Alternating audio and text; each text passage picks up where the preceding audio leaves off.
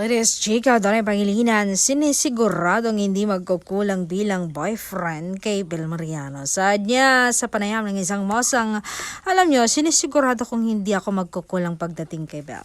Hindi niyo man nakikita, dinidate ko yan lagi.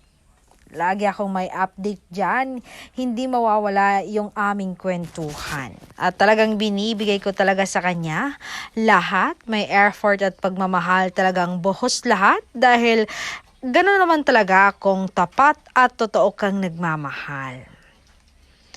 And isa pang rason, talagang ayaw ko siyang mawala. Kaya't pinupuno ko siya ng pagmamahal para hindi niya ako iwan.